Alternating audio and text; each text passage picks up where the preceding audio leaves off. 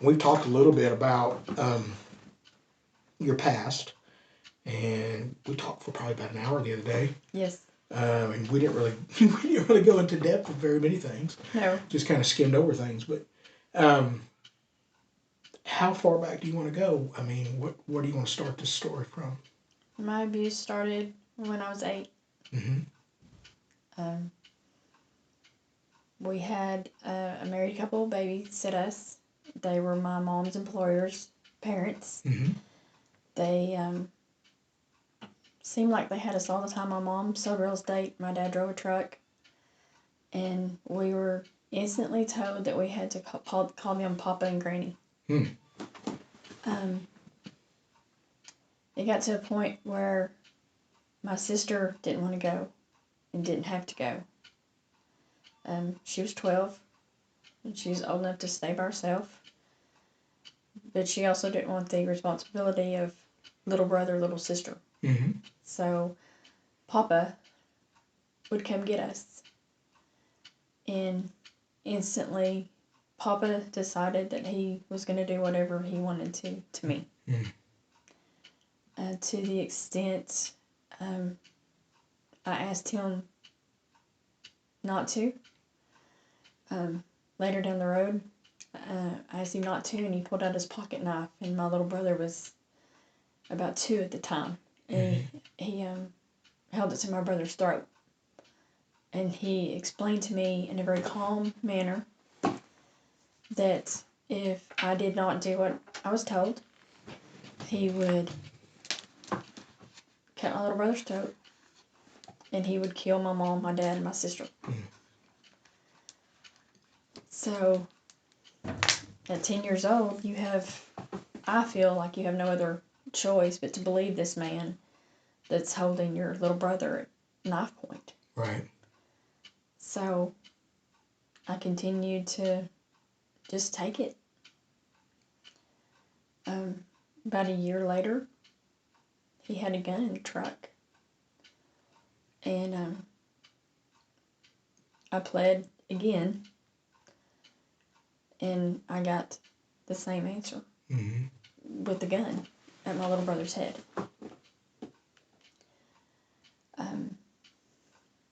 It was extreme abuse.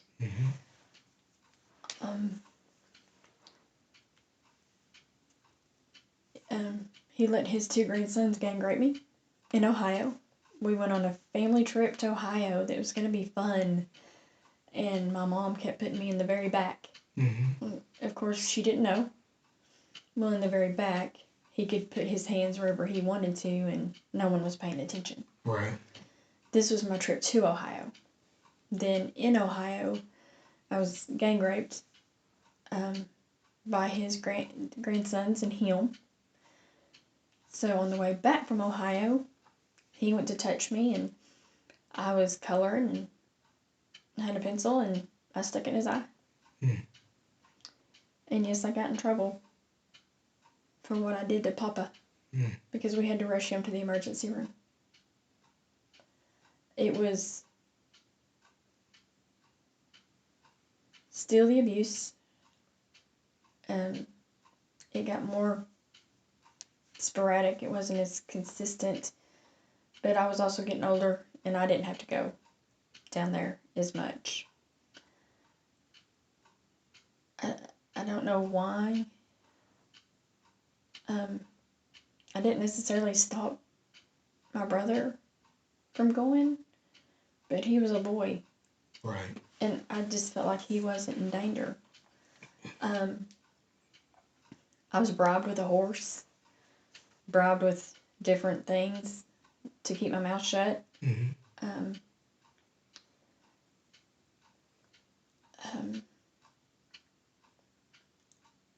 I had things done to me that I don't think grown women consent to. And when I told my school counselor and they got a hold of my mother slapped me and accused me of enticing him. and lying. I went to summer camp that summer. Nothing was done. We kept living our lives, and I went to summer camp and told my pastor's wife, and my mom took up for him. And I had become quite the liar. Mm-hmm. I was building a fantasy world for myself. Right. To the point I'm still made fun of it to this day. I'd said my sister went to Paris and just this elaborate life. Right. That I made up. And when the pastor's wife found out about it, my mom took me to Children's and decided that I needed some psychiatric help because, it had to be me. I had to be the problem. Mm-hmm. But ironically, when a bed came open for me at Children's, I didn't get sent. I was the dirty little secret. And when you're made the dirty little secret, you feel like you're the one being dirty. Right. I don't blame my mom. It was a different time. Right. And she thoroughly trusted these people. And I became quite the little liar. So, with me living in a world of make-believe, I had to have made that up.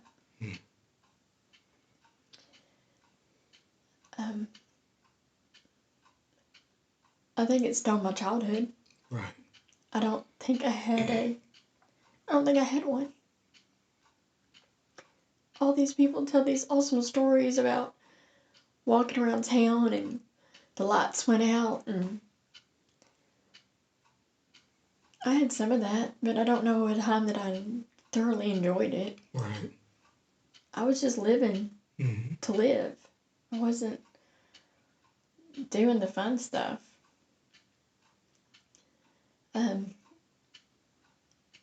I started living after he died.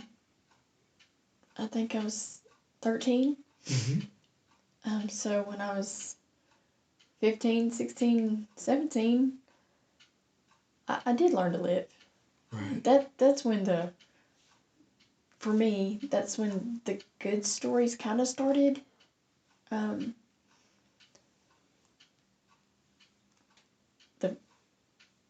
But I thought about dying a lot. And my sister had me out with her one night, and my sister let me drink alcohol. And I started wanting to die, I guess. How old were you at this time? I was probably 13, 14. Okay. I was drinking with my sister, and she was still in high school. We're 4 years apart, so I had to be 13, 14. Okay. And when I started talking stupid, she slapped me so hard I spit teeth out. And I don't blame her for that. I was her little sister talking stupid. And instead of hugging me and holding me, my sister was like, she reacted. Right. And she was mad at me. And I was talking stupid. But we have to consider the fact that no one believed me about what had happened to me. So I had to deal with it on my own. Right. After that happened, my mom and dad put me in counseling. No offense to anybody, from that age, I thought counseling was a big joke. You would sit there and they would talk to you, but you weren't given tools to help yourself. You weren't given, keep a journal, write it down, write your thoughts down. Okay, I'm replaying it in my head. It didn't serve a purpose for me. And then when I was 17, I ran away for a week. Scared my grandfather and my dad and my mom to death. They took me to Bridgeway. Bridgeway was going to admit me, and they decided I just needed outpatient, that I was fixable. My mom and my dad and I were in there, and they kicked my mom out because I was the problem. They needed to fix me. And the psychiatrist said, y'all need to leave. And he welcomed my dad back in and he told my dad that my mom was part of the problem. Mm-hmm. And my dad, told him, he said, I'll bring her. Matter of fact, my dad took off work. The last 6 weeks of my senior year, my dad took off work to make sure I walked the line. Mm-hmm. I stayed out later than I was supposed to. I didn't do drugs. I've never turned to drugs. Mm-hmm. And I'm proud of that, because a lot of people that have been through what I've been through have. Mm-hmm. I didn't turn to alcohol, but I wouldn't go home when I was supposed to. I didn't want to be there. I didn't want to be mean. Right. So if she told me to be home at midnight, I'd be home at 4. Right. If she told me to be home at 10, I'd be home at 2. Which left my mother worrying, where's my child? Mm-hmm. And I come from an age, if it happens after midnight, it's not good. Mm-hmm. So I encountered a lot of my mother finding me. You don't think your mom can find you, but mother's intuition, I would have my mom tapping on my window or whatever and dragging me home. Right. And she didn't get it. I mean, she didn't understand. In her mind, it hadn't happened. I was lying about all of it. Right. So she didn't understand the turmoil that I was going through. And I didn't just deal with him molesting me. In the 9th grade, this summer, I went to Big Bear with my family. Mm-hmm. And I woke up with my own cousin, fondling me. And that has caused a lot of turmoil for me. My mom is very close to her family in California. Mm-hmm. And she's never addressed with me what happened. Like, when I try to talk to her, I'm shut down. It's no big deal. I mean, she doesn't understand you've been violated by your own cousin. Mm-hmm. And she definitely doesn't understand what that feels like. And then I get jealous because that person's life is great and mine didn't turn out like that. Right. So it has a lot of... It causes me some pain, turmoil, tears. To be treated like you don't matter Mm-hmm. is painful. Right. It's very painful. And unfortunately, it doesn't end there for me.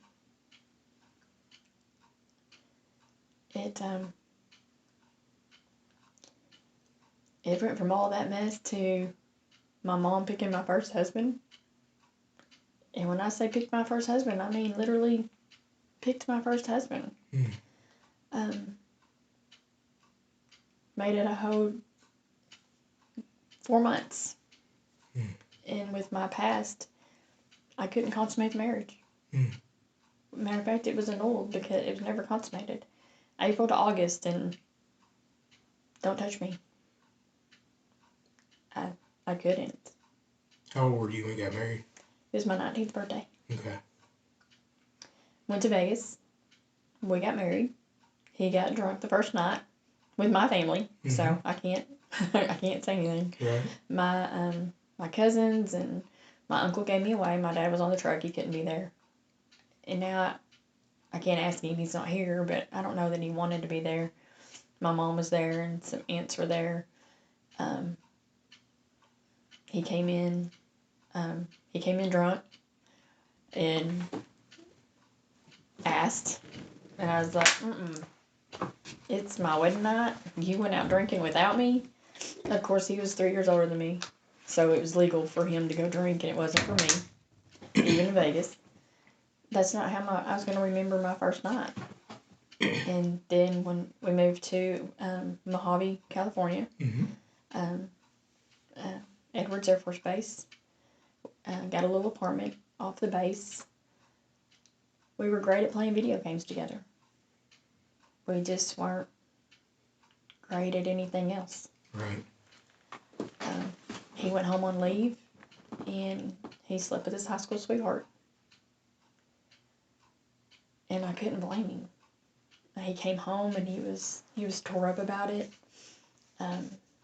His guilt ate him alive, but I couldn't be a woman to him. But I was perfectly okay with being married because I didn't have to be a woman to anybody else either. Mm-hmm. But I had to make the phone call to my parents for my daddy to come get me because it wasn't going to work. Came home. We got it annulled. I started seeing somebody else. He started calling. We had a strong connection. He was my high school sweetheart. We had a strong connection. We kind of lost touch. He started calling my mom's again. And I was at work one day and my mom came in screaming at me and informed me that it was partially my fault that he'd committed suicide.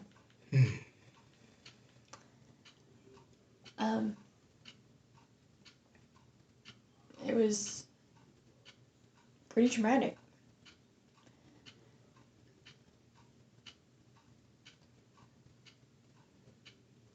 Someone you love blaming you for someone else dying is big.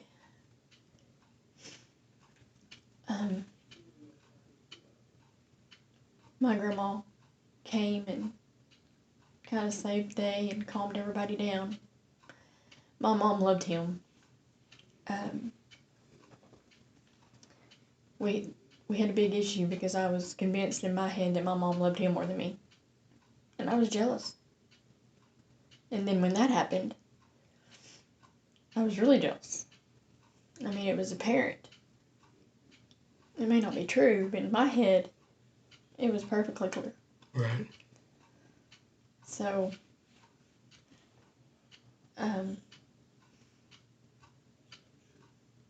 we got through that. I had already been married and in the middle of my first actual divorce when that happened. Wasn't even 2 years. That was a horrible 2 years. We got annulled in August and I was remarried by February.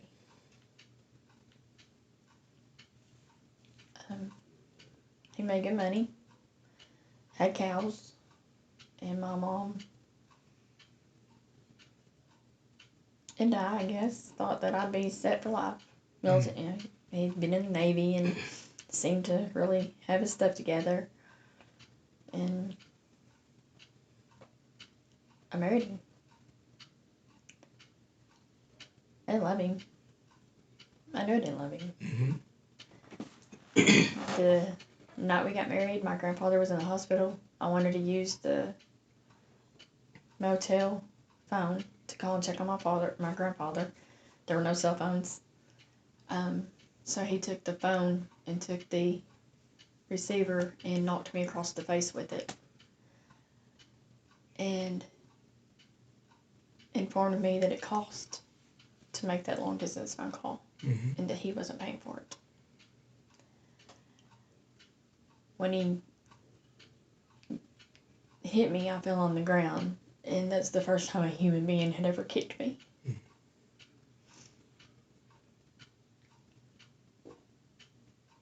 And I am not as weak as people think, because in all of my intelligence, I thought getting up and fighting him was the smart thing to do. So I fought back, and I didn't win. I had a bruise on my face, and I stayed away from everybody for a few days until it healed.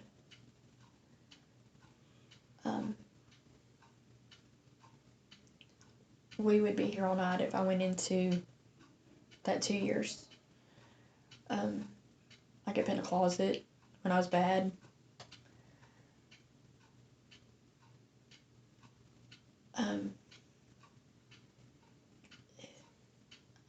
It was just bad. got pushed out of a moving vehicle. I miscounted the cows. Mm. So he opened the door and shot me. But it was okay because we weren't going very fast. That was his reasoning. He just did it to scare me, so I didn't count the cows like that again. Mm. And he won. Because I never counted the cows again. Mm. In my head, I decided if that's how we're going to do this, then I'm not counting cows. Right. It's the first time I'd had somebody drag me by the head of my hair. I don't know if you've noticed, but I keep saying the first time. Mm. It's the first time I've been slapped. It's the first time, I think that was the only time I've been kicked out of my own house, physically, and went down the concrete steps. That didn't last long at all.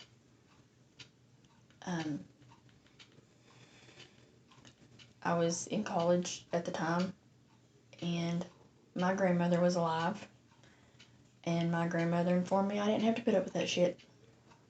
I could come stay with her. Right. So there I went.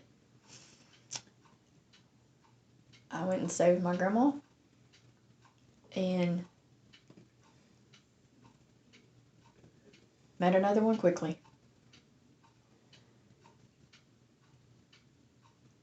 At that time in my life, I thought I had to be married to be happy. I had to have a spouse, or there was something wrong with me. The previous one, I had suffered multiple miscarriages. And he wanted a little boy. And he made it evident he wanted a little boy. And he made it evident that I was a failure. So, like I said, we separated, got a divorce. While we were separated, he showed up at my grandma's, and he had me face down against her car, and she took a broom to him. Mm. And I laughed hysterically. I thought it was amazing that this old woman was whipping him Mm-hmm. with a broom. And he ran like a hurt pup. Mm-hmm. And whining and had his arms up, protecting himself from this woman. Right. And I felt so loved and hysterically laughing. Like a crazy person. I was so amused. And I wanted to be her. Years later, I wanted to be her that instant. Mm-hmm. I wanted to reach down deep and get that power of her. Because she was mine. Right. She was my grandma. My grandma was doing that. Right. Why couldn't I do that? We went inside and she replayed it. And we laughed about it. And she was kind of excited that he was scared of her. And I moved right into the next relationship. There was no physical abuse the next go around. There was a lot of cut downs. There was weird stuff that I had never experienced. And you have to understand, I couldn't consummate my first marriage. Mm-hmm. So when my third husband wanted to bring his friend in to watch, I was devastated. Right. I was disgusted. And I was humiliated. Right. And all the weird stuff that they would talk about, it blew my mind. And we were trying to have a baby. We were seeing a specialist at UAMS for in vitro fertilization, and we were on the temperature chart. You know, your temperature rises. Right. Then you try to have the baby. Mm-hmm. So we're on a chart. I call him. We meet at the house, and like Jack in the Box, his buddy jumps out the closet. Here I am trying to make a child with my husband and his buddy is observing in the closet. That led to me in the bathroom puking my guts up. Then his buddy started coming to my door saying, "Oh, he said it's okay. We can do this." No, it's my body. I'm going to say it's okay. Right. Then he wanted me to incorporate my girlfriends into our bed, which definitely weirded me out. So he wanted a threesome for his birthday. So a friend of mine and I decided we were going to play his game. We had no intentions of nothing, just play his game. Mm-hmm. And Mr. Tough Guy had a mild heart attack. He couldn't even play his own game. But that ended it. That ended the weird stuff. He couldn't handle it. But it didn't end the cheating. It didn't end him sleeping with my dad's best friend's stepdaughter. It didn't end, we had a video store. It didn't end me catching him with our 17-year-old clerk. It didn't end him sleeping with his brother's wife's sister. And it didn't end him bragging about it. I didn't stay long for that show either. I didn't wake up one day and I was leaving. My daddy came from Texas and packed my stuff. I called my parents and my parents moved me to Texas. And his mom informed me he was chasing a girl and tell me her name. And so to close the video store, I put a big sign on the window. It says, "I've moved to Texas, the video store is closed, and he's off chasing some girl named Jennifer." Mm-hmm. And my little brother helped me make the sign. After my little brother chased him off the parking lot with a broom. My family and brooms. Right. I have no idea. But he was telling my little brother, who is almost 8 years younger than me, how bad I was in bed. And humiliating me. And I'm standing there begging, "Stop. Just stop." And my dad was there, my little brother was there, and he was discussing things that no girl ever wants her brother and her father to hear. So my little brother went after him with a broom. And my little brother loves him to this day. But I'm his sister. I moved to Texas.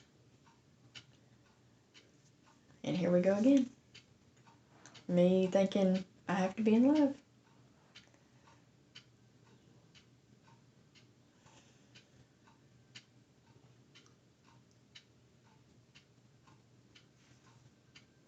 I don't mind telling my story. Mm-hmm. But that doesn't mean I'm not embarrassed by it. Right. It doesn't mean I don't want to heal from it. If I could go back and tell my 25-year-old self what my 51-year-old self knows, Right. my life would be so much different. If I'd known how strong I could be now and went back and told weak me how strong I could be, we wouldn't be having this conversation. But 25-year-old you would not have the strength that 51-year-old you has. They would have the knowledge, but they wouldn't have the strength. The strength you've gained from these things, as bad as they are, you would not have had. And that's the hard part about dealing with things like this, is the knowledge doesn't go with maturity, doesn't go with strength, doesn't go with wisdom, and you're at a place right now where you're able to understand what's right for you to do now, right?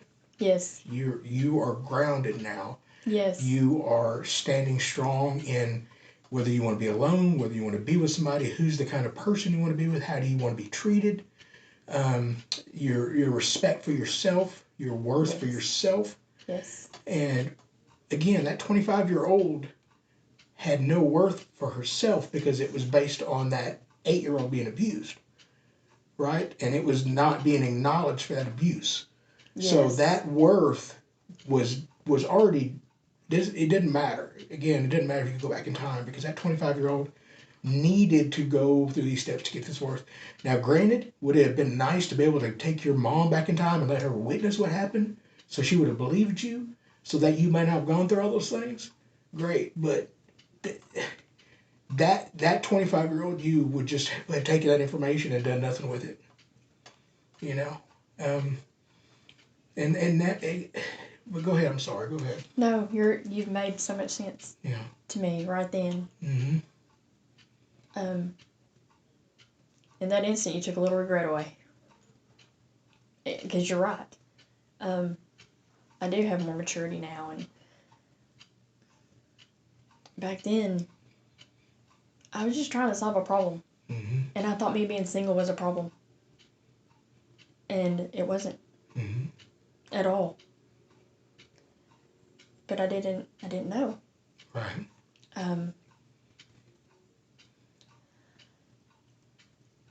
I don't hide it. I've been married multiple times.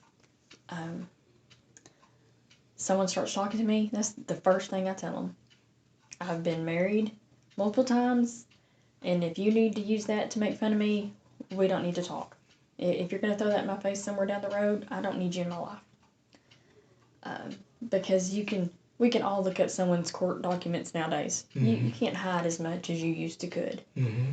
So I'm very honest about it. And this may sound odd to many people. I only count 2. The other ones were just bad relationships. It's like dating. I mean, right. They were 2 years or less. Just bad.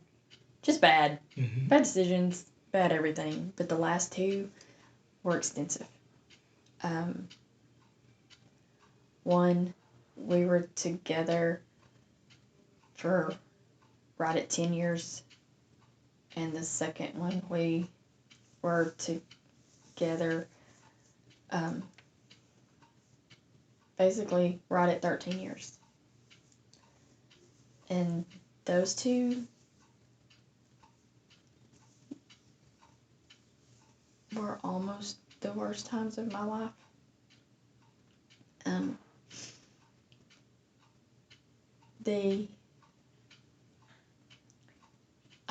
I call them Devil 1 and Devil 2. Mm-hmm. Devil 1, we were married for years, and we didn't really argue.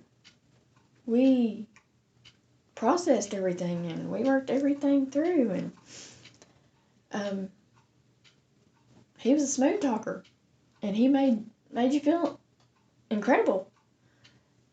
Didn't miss a baby, you're beautiful. Mm-hmm. Your cooking's amazing. Everything's great.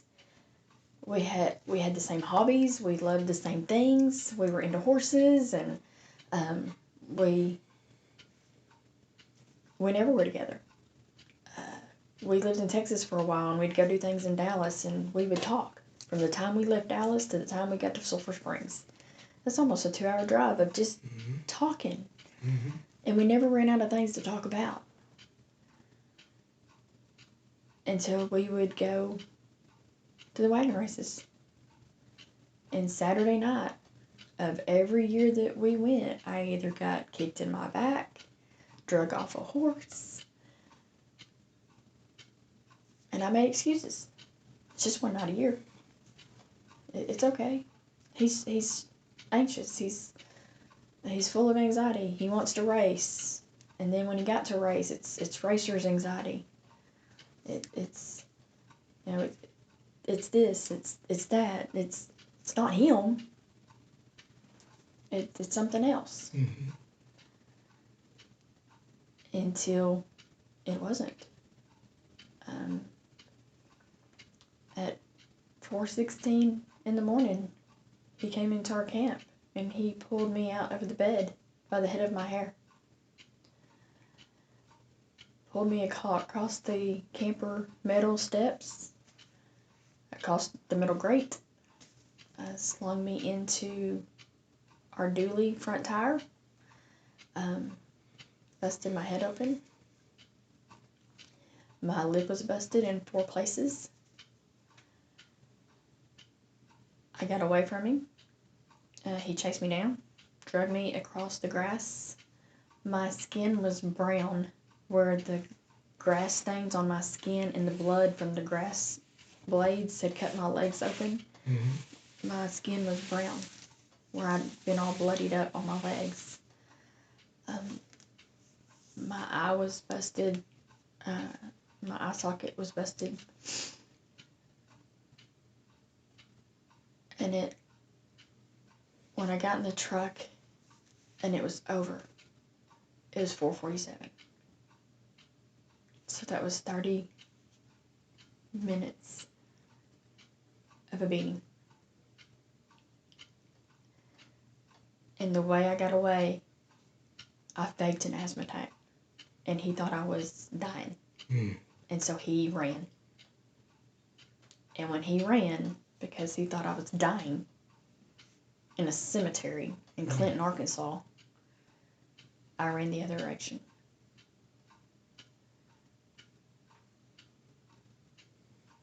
I left my stepdaughter, who was young. I went to, in Clinton, there's KFC. I went behind KFC. I went to sleep for an hour. Got up, went to the truck stop, and went inside and to clean myself up. And the girls, the attendants, were staring at me. One of them asked me if she needed to call 911. No, I'll be fine. The next morning, I called my mom. My mom came in from Texas quickly. And we decided for my stepdaughter, the best thing for me to do was stay. Because as long as he was doing that to me, he wasn't doing it to her. And my response to my mom was, it's okay. This won't go home. This will stay here. This is my one for this year. It's not going home with me. The next day, we went home. He had all kinds of excuses. It was the moonshine. Someone laced the moonshine. One of his buddies did the same thing to his girlfriend. Couldn't have been him. So 3 days later, he dragged me up our stairs by the head of my hair. And I knew it came home. It had definitely came home. A few weeks later, he was a bull hauler. He was gone for 2-3 weeks at a time. Well, that 2-3 weeks while he was gone, I decided I was going to cut my hair off. And by cutting my hair off, I meant he had nothing left to pull. Mm-hmm. When he came in from the truck and he saw me in the pasture, I opened the gate for him. He swerved to hit me in a Peterbilt. And I moved so quickly, I stumbled and I fell out of his way. He came down out of the truck, had a dozen roses. Well, those roses had thorns because when he opened my shirt and slowed them down my shirt, he cut me all up right here and told me that the roses were for me, but he didn't care if I choked on them now. He left me there bleeding and walked to the house like he had done nothing. It came home. I have anxiety seizures.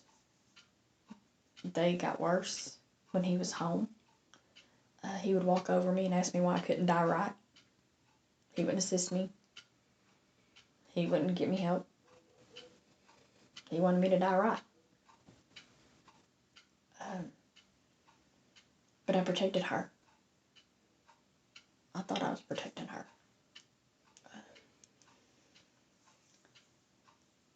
He ran over my dog in front of me. And I think that's just as abusive as punching you in the face. Mm-hmm.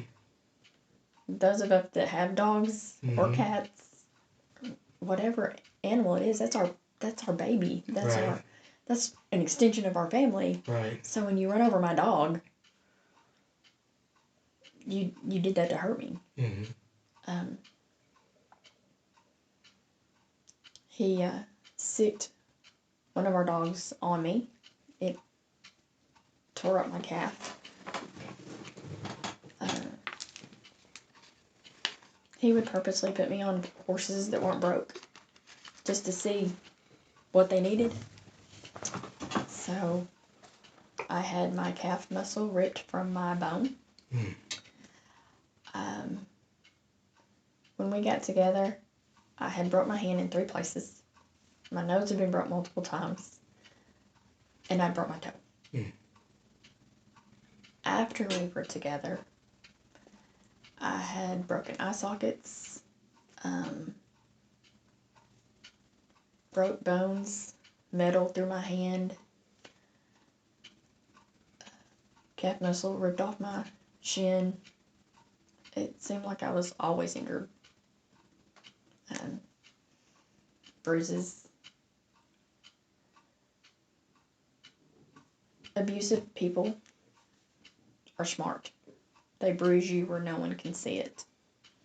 Or they know you're not going to go out. With him, I took up the habit of suicide. He could go out on the road and the state had taken his daughter from us.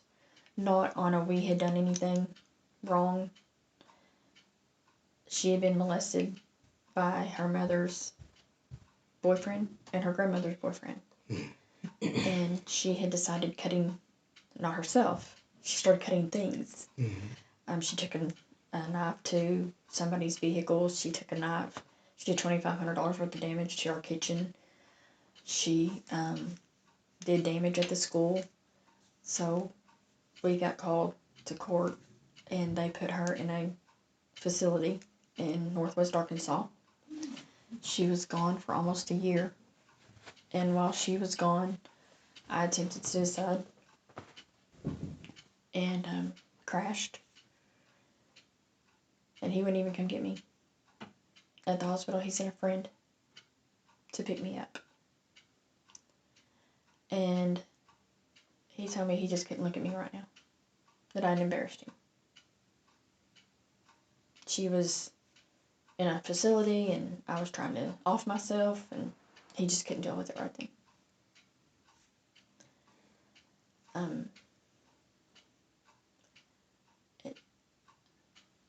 It got worse. The screaming got worse. The cut downs got worse. I grew my hair back out. The hair pulling started again.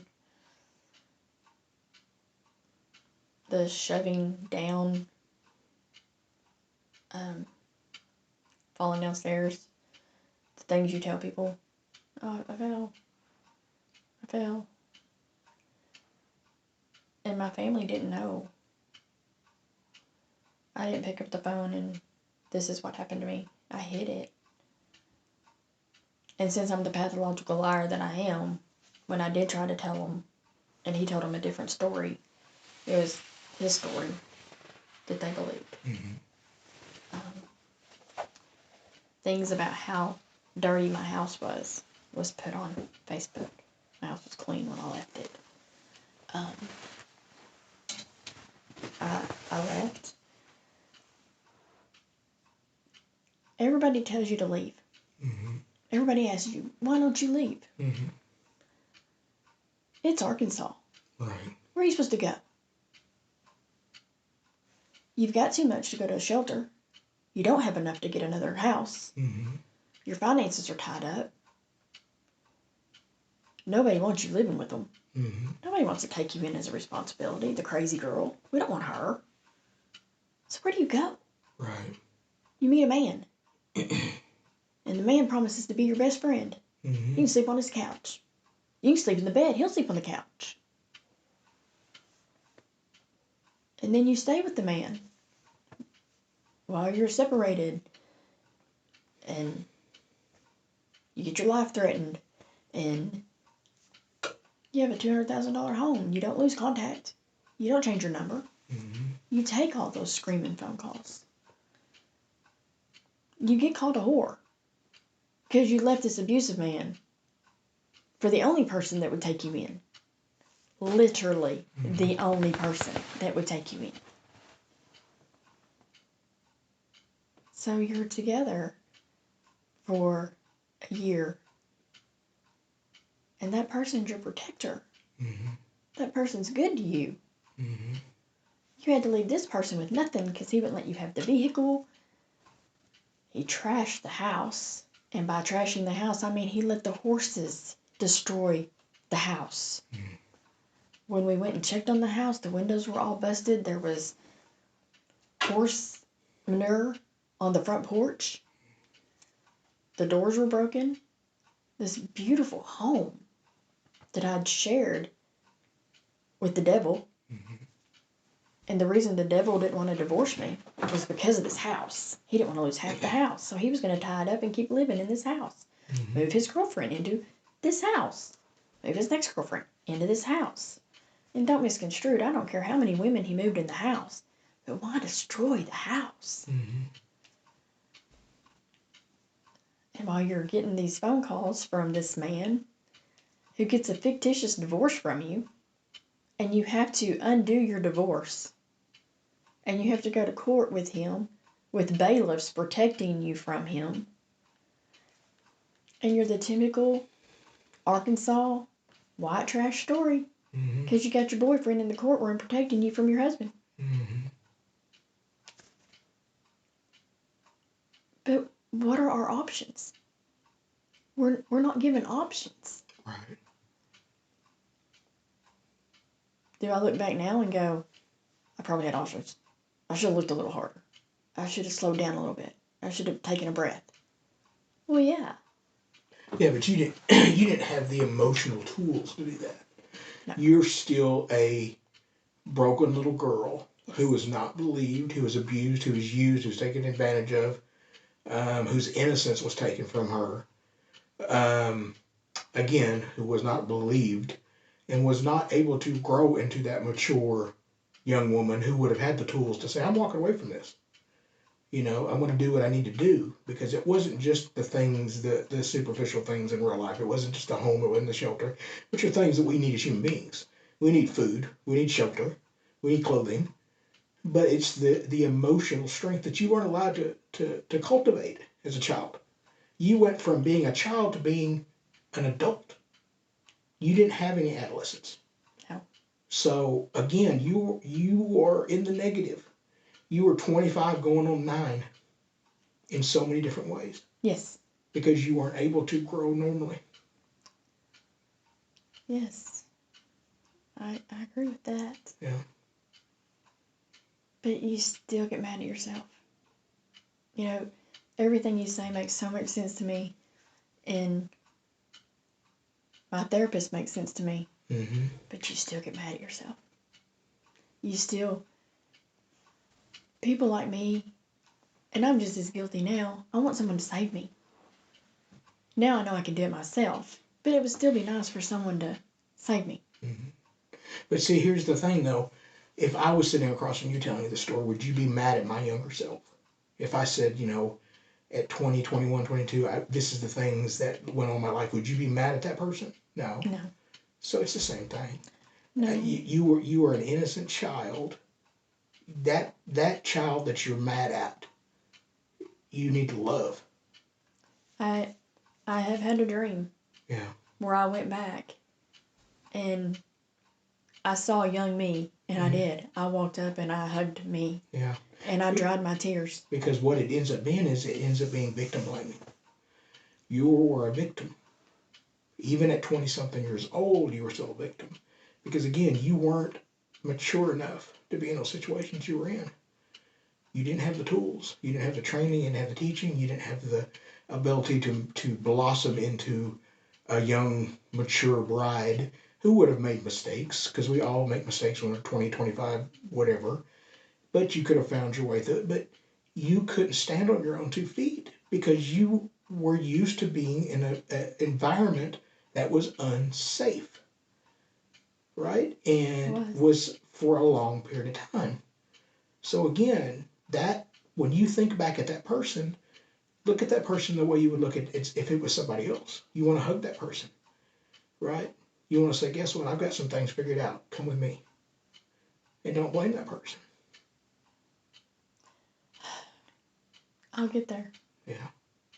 I have faith Mm-hmm. that I will be there. Right.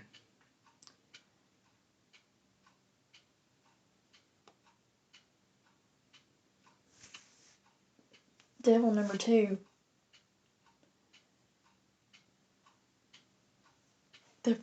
I can tell you the first day, he was the devil.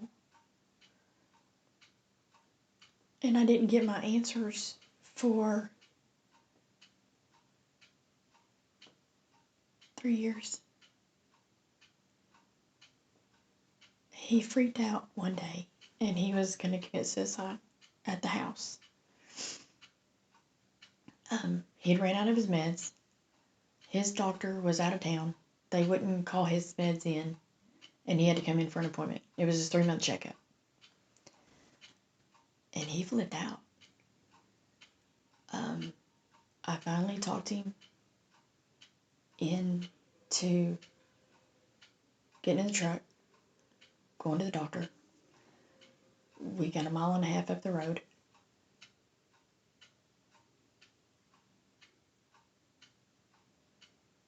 He pulled my hair. I had a hoodie on. He choked me by my hoodie. We were maybe going 20 miles an hour. I was jumping out. I was bailing. My purse made it out. I didn't. As I was bailing out of the truck, he grabbed my hoodie and he dropped me. He put the truck in park and he grabbed my hoodie, he dropped me, and I went out to the ground. And he came over and it was like begging for my life. I did not want in that truck. I did not want to go anywhere with him. I knew I could walk back home. I knew I could get my car. I knew I could be on my merry way. I was leaving that day. I mustered up the strength. I was leaving. I am almost 5'2". At the time, I weighed about 130 pounds. He is 6.5 foot, 230. He balled me up. He threw me in the truck. And then he tied me down with a seatbelt. I wasn't going anywhere. I went to the doctor with him. Against my will. And then when we got to the doctor, I was told to act right. But with devil number 2, I was always told to act right. It was a constant. You need to act right.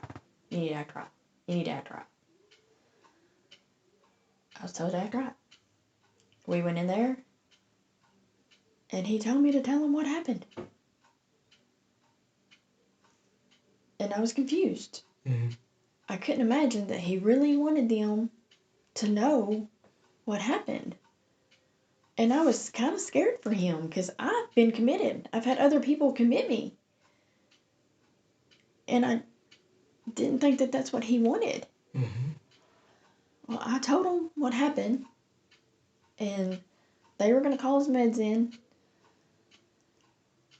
I thought everything was great. Not great. I thought it was great enough to go home and take care of him. Mm-hmm.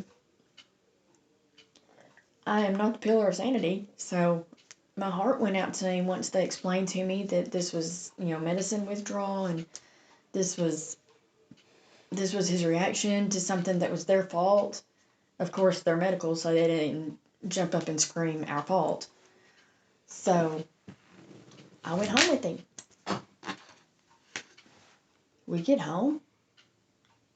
Everything's okay for a whole 10 minutes.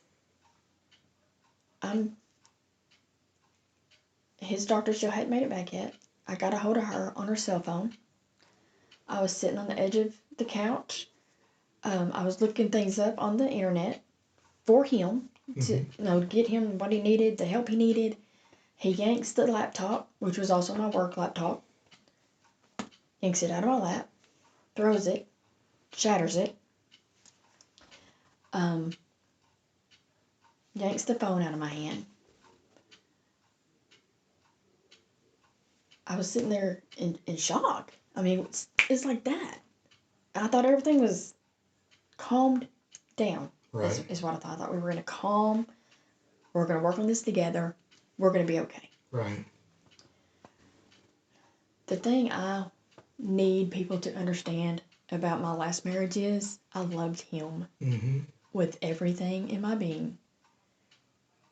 I didn't care if he killed me as long as I could help him. Right. I wanted him to be better.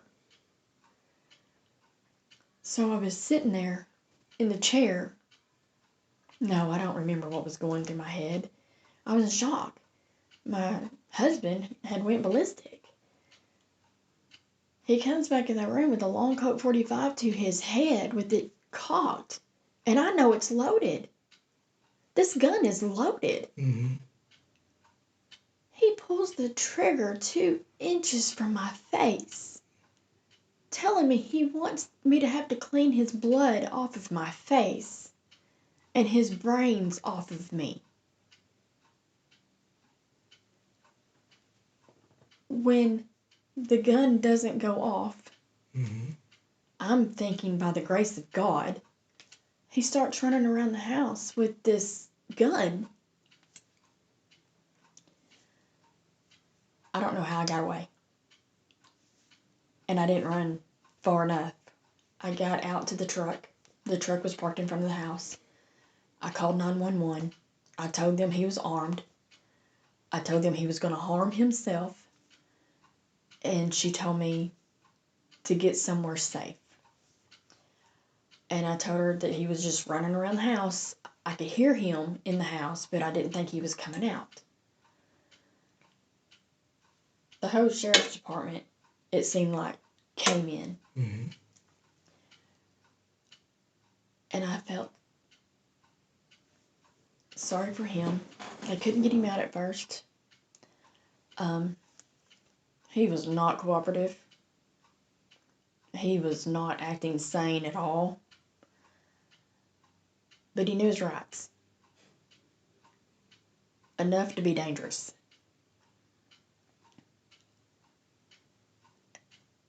They talked him out of the house. They got him in the car.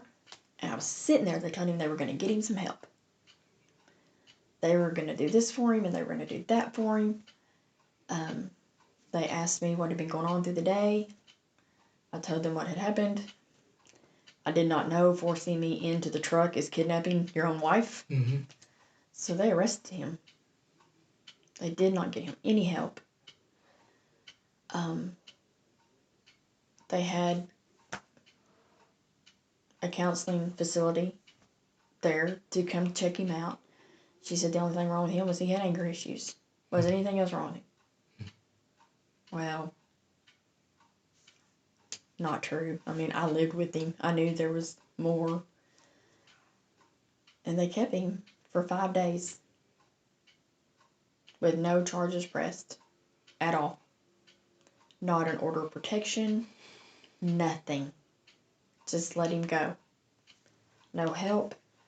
No, you need to go follow up with your doctor. No, you need some therapy. No, nothing. They just said this. It's like putting somebody in a drunk tank until they calm down.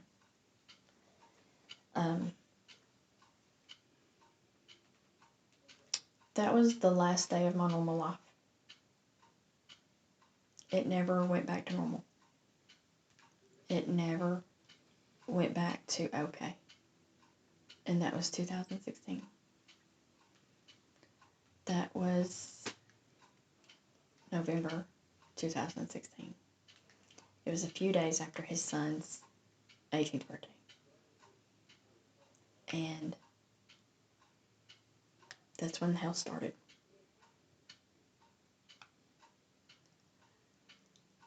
And when I say hell,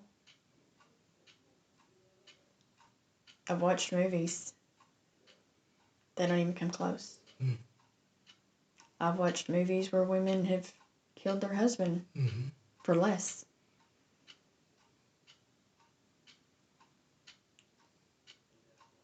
That was when that's when your husband starts going to deputies in your county and starts telling them how crazy you are. Mm. That's when the cops show up at your house because you're going to burn stuff down. That's when your brother-in-law calls you 37 times in a day and tells you he's going to kill you. Mm. That's when a drug addict calls your house and says your husband's family members have taken a hit out on you. It never stopped. From November of 2016 to June the 3rd, 2020, it didn't stop. There were good days, but there weren't good months. There were good hours, but there weren't good weeks. I was a whore. I was a cunt. I was spit on. I had drinks poured over my head. I had drinks thrown at me in public. I was hit with pizza so hard that it bruised me. That is humiliating. In the county we lived in, oh, you're just having a lover's quarrel. No record. No report. No nothing. We were just having a lover's quarrel. Or they would send his local cousin deputy out to calm us down because it was just a marital spat. No record. No documentation. And they wonder why women keep them quiet. Mm-hmm. They wonder why you don't tell. Why? It's swept under a rug. Especially if you marry into a family that's big in the county. You're not protected. You're not safe. And then, when you are protected, you go get an attorney so you can help get the charges dropped because he's got to hunt. Mm-hmm. He's got to go hunting. That's more important than your safety or your sanity. You're going to go get an attorney and get the charges dropped where he did something to you. You're going to fight with him to protect him. So it's you protecting him, the county protecting him, the city protecting him, your neighbors protecting him, his family protecting him. And your family doesn't want to deal with the drama. You're told you can't come to my house because your aunt doesn't want to deal with that. You can't come to my house because your aunt doesn't want him on our doorstep. You can't come to my house because another aunt doesn't want you here. Well, sister, you can't come here. I live with your brother.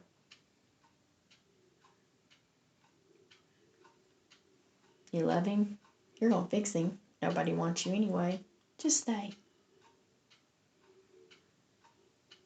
And there was that day where I decided, all right, I'm going to stay. And when he kills me, I don't have to deal with y'all's guilt. I don't have to deal with anything. In 2017, I tried to kill myself twice. So in 2018, when he did it for me, it looked like I'd just done it again. Doesn't matter that he gave me a pill I was allergic to. Doesn't matter that I don't drink wine, but I was given a bottle of wine to drink. Mm. It doesn't matter that there was over 440 pills in my system. Mm. Surely I did it. I wanted out of there. And then what happened when I tried to pursue charges being pressed against him? I was laughed at. My attorney even tried to help me. My attorney told me what to say, what to do, who to go talk to. Doors slammed in my face. I was told this is not a winnable case. So he got away with attempted murder.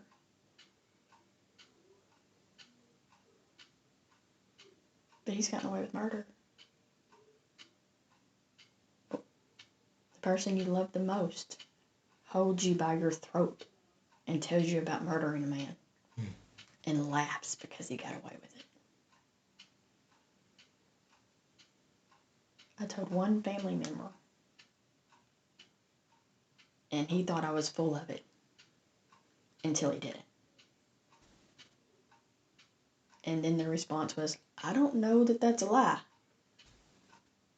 Neither do I. Because the day, it was the morning when he did that. And they couldn't get a hold of him. You know, when they call to see if, do they have a DNR? Do we have a this? He wouldn't answer. When he did respond, his question was, did she die? Which I know him, so I know he was really disappointed when they said, no, she made it. She flatlined in the ambulance. She flatlined in the helicopter. Her lungs collapsed in trauma, but she's a fighter.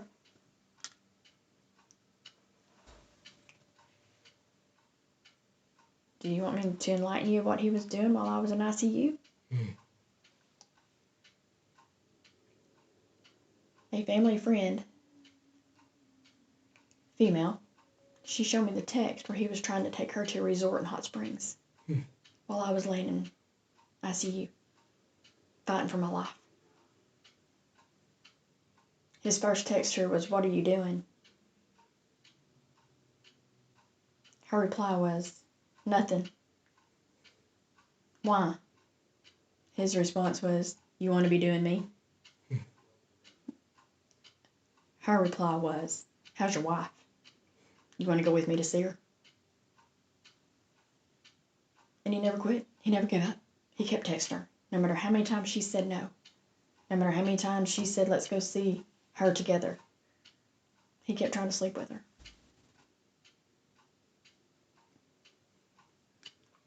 And when she showed me, all I could say was, I wish you hadn't done that. And she thought I was crazy. Don't you want to know? No. Because I'm not leaving. And that was my response. I'm not leaving. I'm not going anywhere. I'm not getting another divorce. Y'all don't seem to understand that. I had dug my foot in, and I was not leaving.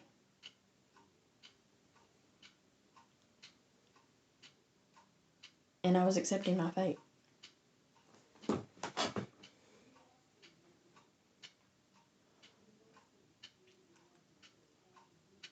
And that was 2018. February the 18th of 2018. He left on June 3rd of 2020.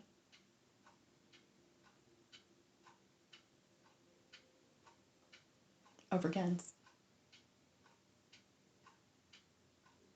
He accused me of taking his guns. He had a wife that had been with him for almost 10 years, and he left her over 6 guns.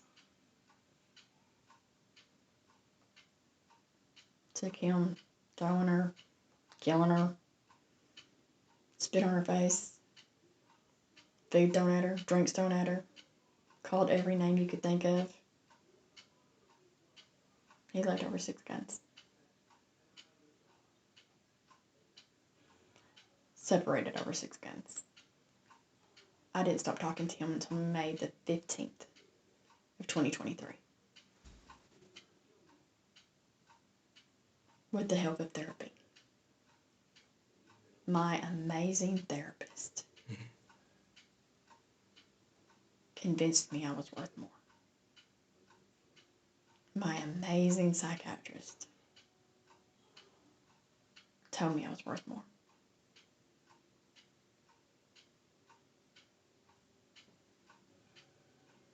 The first person I really dated after him threatened to cut me up and put me in a septic tank.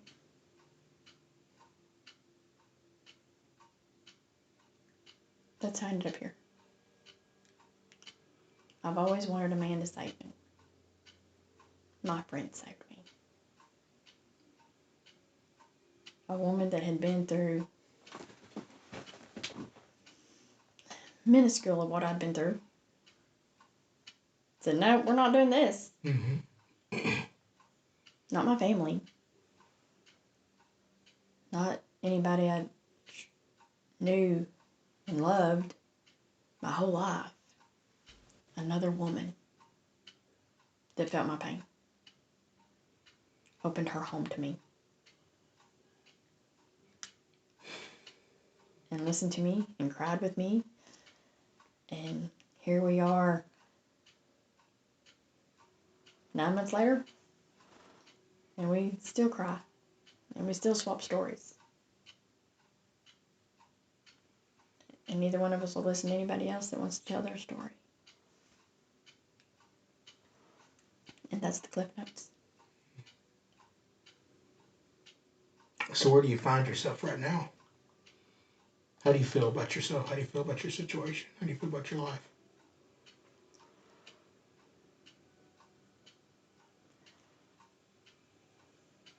Myself, I'm proud of me. Right. You should be. I like me. I don't look in the mirror and pick me apart anymore. Right. Because a man picked me apart. Mm-hmm. I've made it through blindness. I'm still legally blind. Mm-hmm. I did get my head bashed in, and I was refused insulin. My kidneys are both, a third of my kidneys are dead. Mm-hmm. I have false teeth.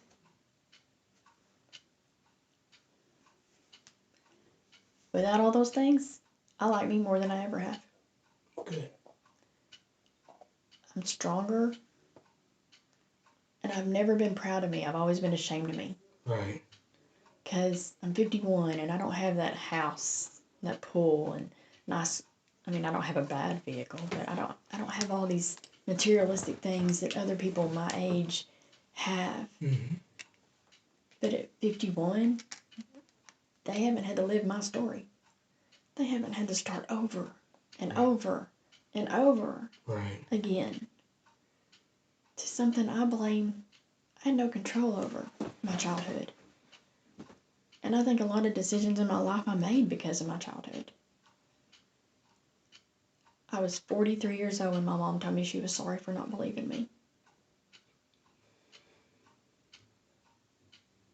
And at this point in my life, I would take a bullet for that woman.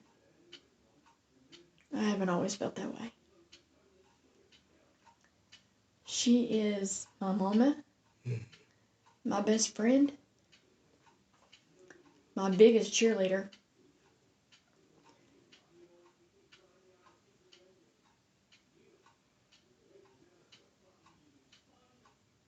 And I'm proud of who I am. I just wish my dad was here to see it.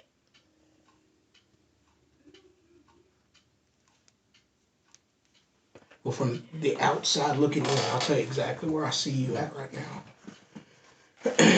I see you as being that rock star, for sure. And I don't see you any longer standing behind the bars. I see you standing behind the podium. And telling your truth is your song, right? This is right here what it's all about, is sharing the story. And knowing that somebody else out there is going to hear this. And that 25-year-old out there who needs that knowledge and that wisdom is going to get it. Because the 25-year-old you is not going to get it. That's 25 years ago. But there's a 25-year-old out there, a 20-year-old, an 18-year-old, 16-year-old, right now who's just going, oh, wait a minute. Let me see if I can do something different, right? And that's what it's all about. If I could, I know you and I talked about this in our first conversation. Right. I said if I could help one. Right. And you made a point. Well, that one could tell this one and this one and this one. Right. But Well, I look at it as a, it's reading is not very prevalent nowadays. no, But in our generation, it's the equivalent of, I've read this book. You need to read this book. yes, So hopefully somebody will say, I heard this story. This is what this woman went through. Listen to this story, or listen to me tell you about this woman. And again, one can help two, and two can help four. And at the end of the day, um, it's human nature for us want to teach others. It's human nature for us to want to pass on things, wisdom, whether no matter if it's something very simple, if it's something very complex. That's the way human beings are built. That's the way we're supposed to be. To the day we die, we're supposed to pass on things to people that are younger than us. And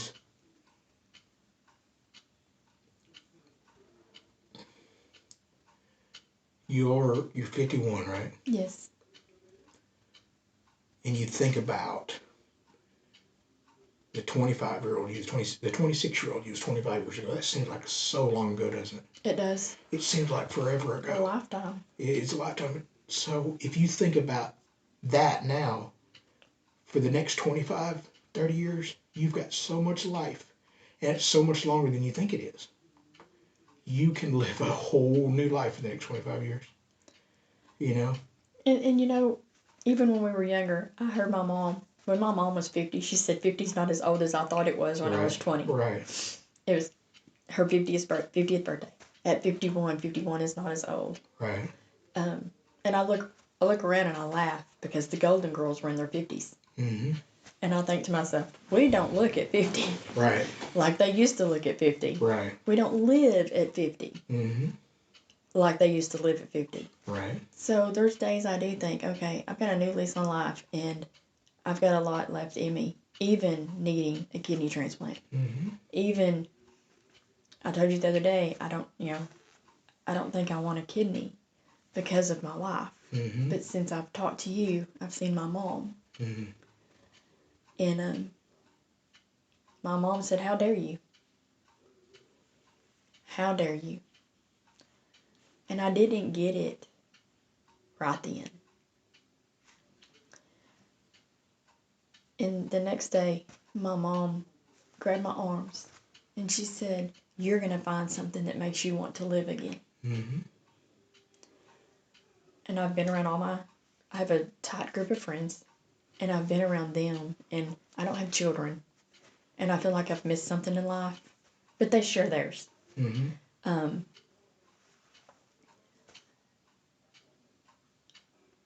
I don't know exactly what I've decided to do yet, but I am starting to sway a different direction than what I was adamant about, to the point I've already started planning my funeral service with 2 family members.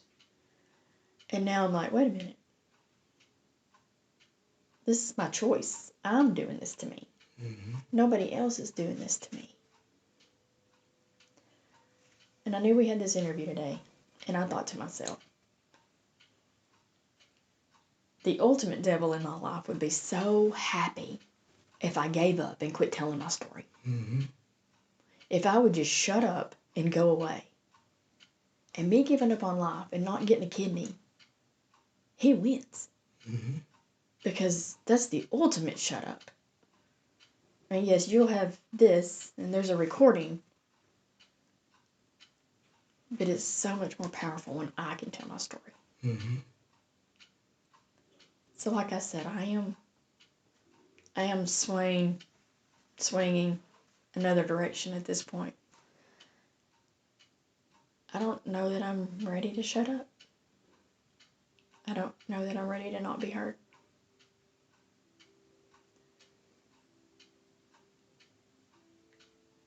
People that haven't been through what we've been through do not know what it's like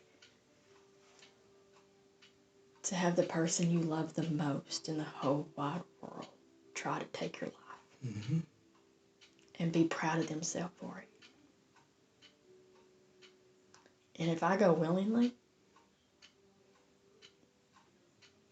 he won. I tell young people all the time at school, and a lot of times it's artists, visual artists, musicians, writers. Um, I tell them all the time, make your pain part of your plan, right? I tell them, when Adele's on stage and she's singing those songs about heartbreak, she's not feeling that anymore. But guess what? She's made millions of dollars off those songs. She has made millions of dollars off those songs. Those SOBs that hurt her are no telling where they're at, and she's up on stage at Madison Square Garden or wherever she's at. She's making millions of dollars. So I think right now you're at a moment where you're able to separate your story from the pain. Yes. Being able to tell your story is something that you're wanting to do, and being able to look at it as an outsider and saying, oh, that I can let go of that pain. I don't mean let go of the stories. I don't mean let go of the truth, but let go of the pain. It's like we talked about earlier before we turned on the recording. Like I said, a lot of motivational speakers and self-help people will say, be the hero of your own story. And what I try to tell younger people that are struggling is look at your story as it is a movie. And if you're sitting on the front row, the character that you are, would you be rooting on that character? Yeah. Yeah. You'd be rooting on that character. So again, there's so much more to this story, right? There's going to be more things happen over the next 10, 15, 20 years that it's not going to erase the past. You know what I mean? It's not, but it's going to bring to light the reasoning for all of it, And it's, again, separating yourself from the pain, but having that story to say, here's my story. Do with it what you will. Yes. Some of it's me, some of it's things that happened to me, some of it's things that just were out of my control, some things it is what it is. And it's not an uncommon story. No. It's not. That's the saddest part for all of us is we're not a community. We could be. Mm-hmm. We could come together. Right. And maybe what you're doing will bring us together. We're not alone. Mm-hmm. We don't have to do this alone. Back in the old days, the elder women would help the younger women mm-hmm. come along. Us elder women, we can't save them all, but we could guide the few. Mm-hmm.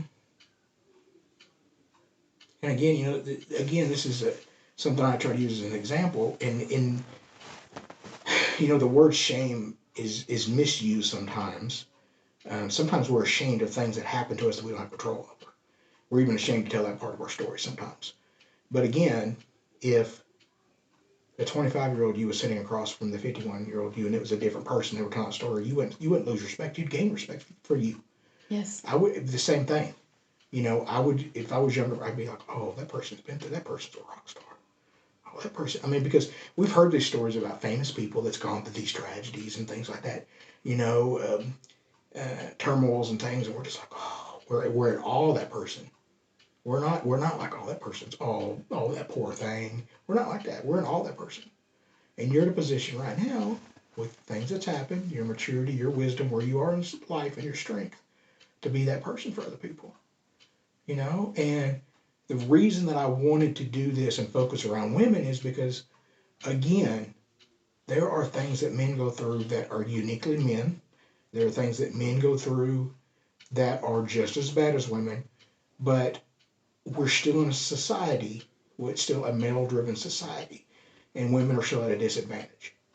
Men wouldn't be telling a tale of not being able to leave a spouse because they felt like they were going to be homeless, or they felt like they were going to be shunned. Men don't have to face that. No. And that's the disadvantage that women have had for centuries. It's gotten better, but those are the stories that need to be told, because that's what's going through women's minds all the time. And then when you involve children, it's even worse. When you involve, women that get married at a young age to where, they almost get conditioned by older husbands and stuff to act a certain way. There's so many different layers to all this that women experience that men don't. You're absolutely right. And that's the reason why I wanted to bring these stories. Because again, this is, you know, it's something that if it was happening to a man, it would be really bad. But the fact that it's happening to a woman, it's even worse. Because like I said, there's all that other stuff on top of it. So, but thank you so much for allowing me to come here and interview you. I really appreciate it. Really appreciate it. I appreciate the opportunity.